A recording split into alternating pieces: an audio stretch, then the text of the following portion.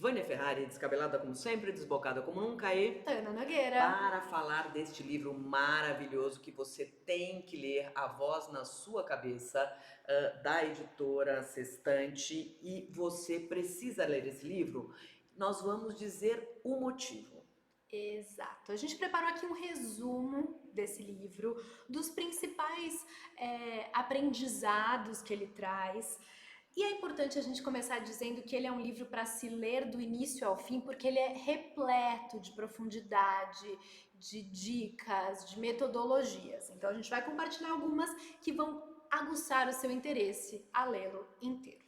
Pois é, lá no nosso Instagram, tanto Ana quanto eu colocamos episódios, porque a gente foi lendo, foi fazendo um certo resumo, foi extraindo as coisas práticas para se fazer e publicamos nas nossas redes sociais. Então dá uma olhadinha lá, que lá também você vai encontrar mais informações. Mas vamos direto ao que interessa, vamos direto a algumas das muitas sugestões para lidar com as vozes na sua cabeça que são sempre bélicas, muitas vezes pessimistas e podem atrapalhar a condução da sua vida profissional, acadêmica, afetiva e tudo mais. É importante a gente saber que essas vozes existem em todos nós, desde sempre, e a gente não vai silenciá-las completamente nunca.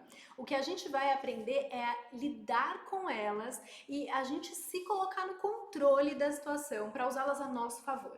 Exatamente. Eu começo ou você começa? Ó, eu anotei algumas questões bem importantes aqui. Tá. A gente fala internamente 4.000 palavras por minuto. São 320 discursos completos que a gente elabora ao dia. É muita coisa. Tem outro fato relevante que tem a ver com o nosso desenvolvimento verbal, a fluência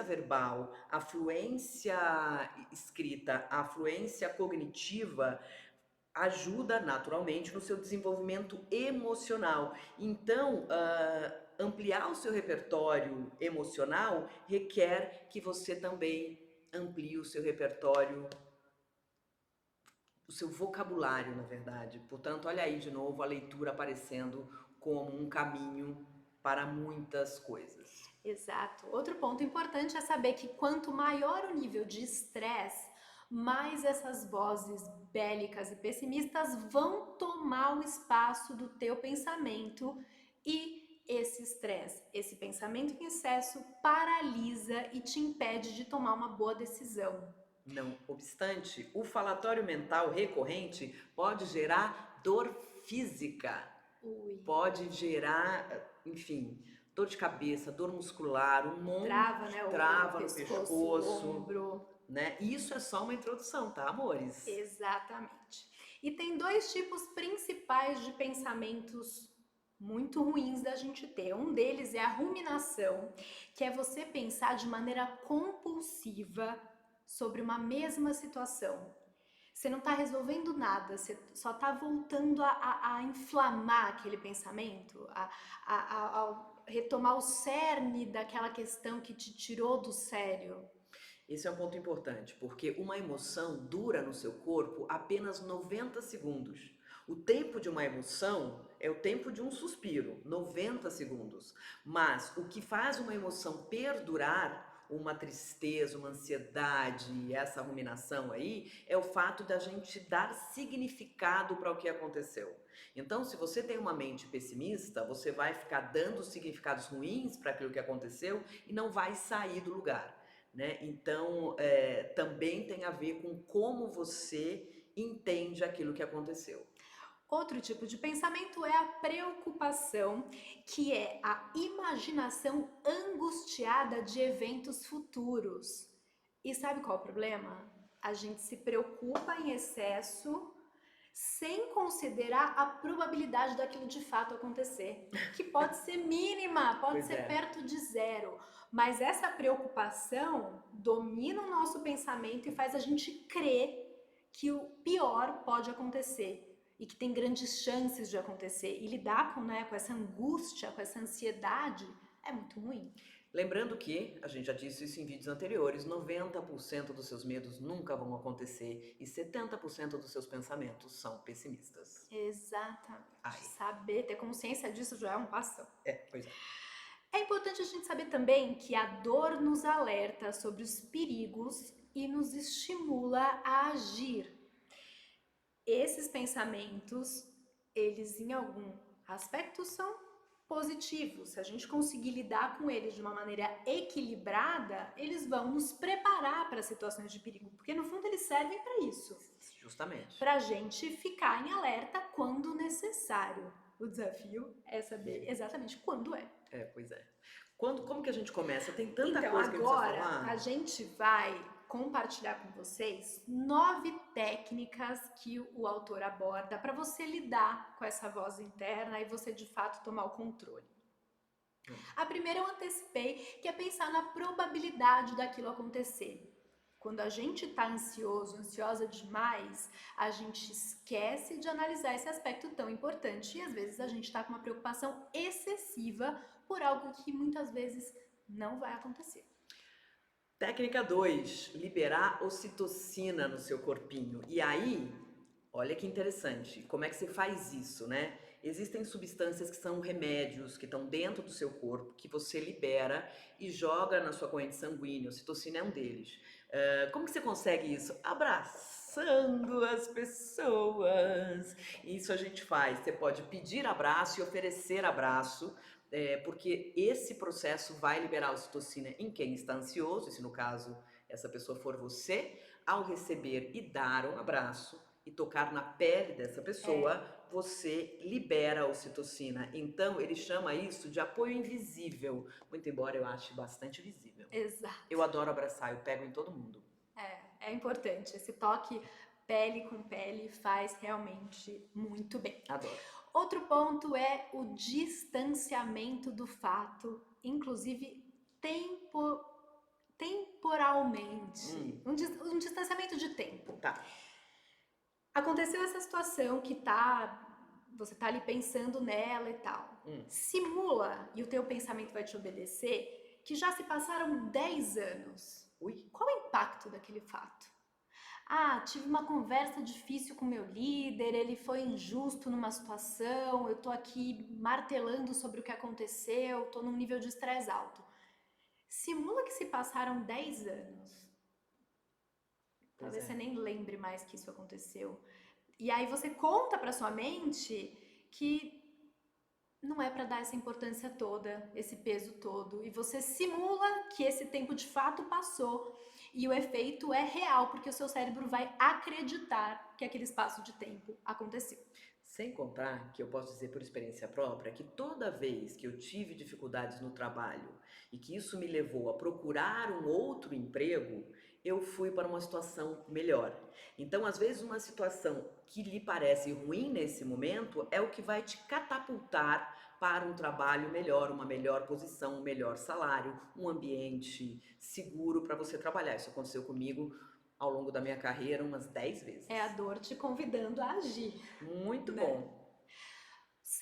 Terceira dica, aliás, é buscar o arrebatamento. Essa é fácil de fazer. As pesquisas mostram que o contato com a beleza, com a arte, com a natureza, tem o poder de nos acalmar e de dar uma acalmada nessas vozes todas. Se você tem a oportunidade de pausar, caminhar num parque, olhar o mar, ótimo. Mas você também pode simular isso. Se você abre uma imagem de uma praia, de uma montanha, de uma cachoeira, pode ser no seu computador. O efeito mental é o mesmo de estar fisicamente nesse lugar. O arrebatamento vai ser alcançado e ele é fundamental para silenciar essas vozes. Pois é, Olha que técnica poderosa e simples, né? Muito simples. Em casa a gente tem algumas obras de arte, por exemplo, aqui é uma pintura enorme do mar. A gente tem fotos de situações deliciosas pelas quais passamos. A gente tem o jardim, que é para onde a gente caminha quando precisa desse arrebatamento. Mas só ter na tela do computador já ajuda. E eu também tenho. Também tenho para 2 efeitos, para o arrebatamento e também para os objetivos de vida que temos, então estão lá printadas as fotos. Boa. É o meu agora. Agora é o seu. Pera aí. Quer que eu fale mais um? Não, imagina, eu abro você aqui abre? rapidão. Beleza. Tananana, Enquanto isso, a gente simula a tananã. imagem de uma praia. Esse é a minha cara. Vá. Simular a ordem. Arrumar a mesa certo. de trabalho, os arquivos no desktop, são formas de contar para o cérebro que a gente tem controle sobre as coisas. O caos na mente compensado pela ordem no ambiente. Eu não consigo escrever uma linha se tiver louça para lavar. Eu não consigo estudar se a minha mesa não estiver arrumada, a biblioteca não estiver com os livros organizados.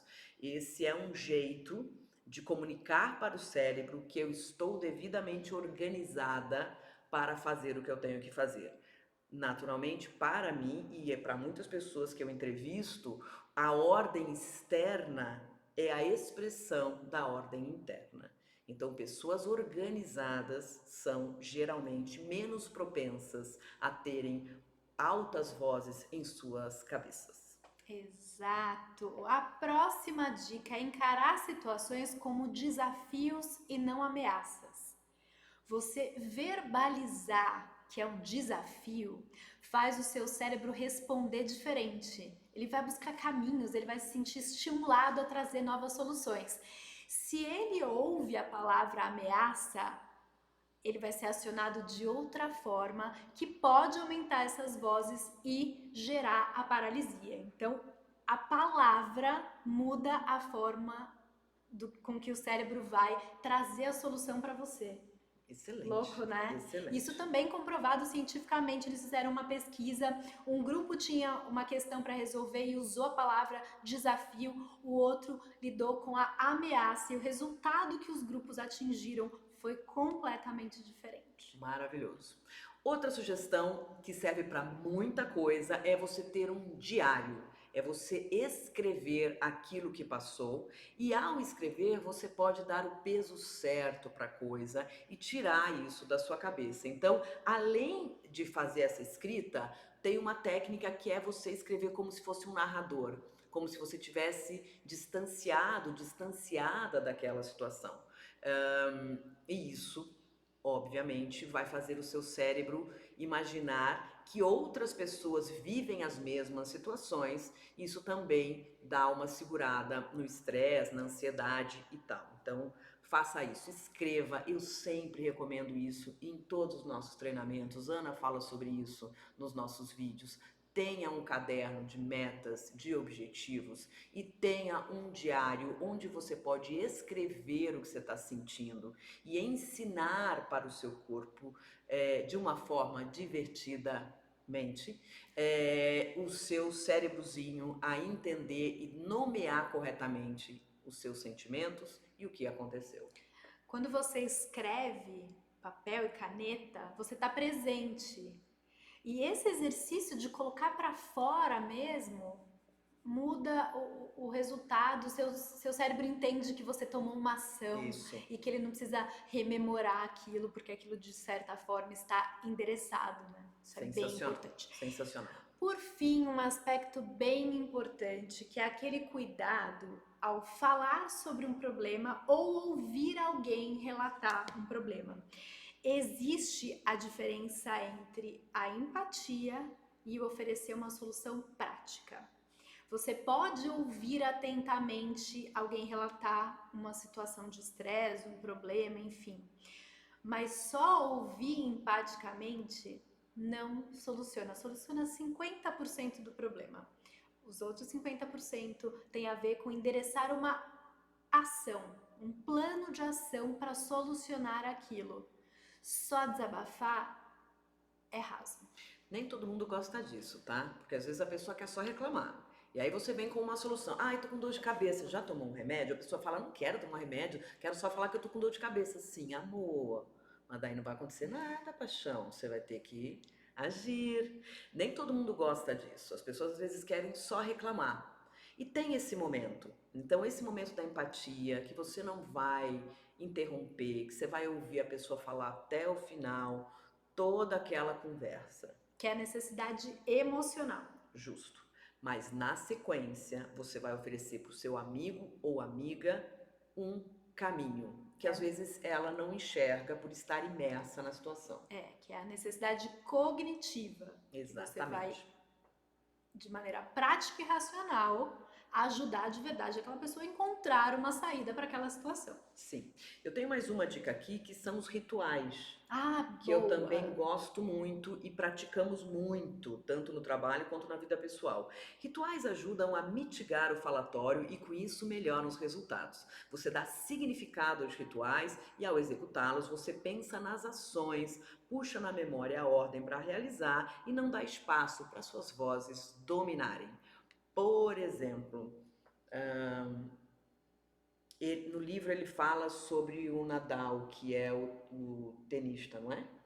Isso. O Nadal é o tenista? É. Eu não gosto muito de esporte, mas vou me esforçar muito aqui. Se você observar esse cara jogando, chatíssimo.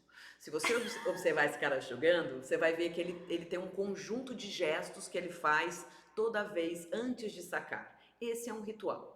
Pra gente que é do mundo do trabalho, os rituais passam por você organizar a agenda e a pauta de uma reunião, passa por você, enfim, em casa, tomar um banho gostoso antes de um jantar romântico, passa por você organizar a sua sapateira antes de comprar um sapato novo, sabe essas coisas que são rotineiras, mas que dão uma certa ordem ao caos que é a vida?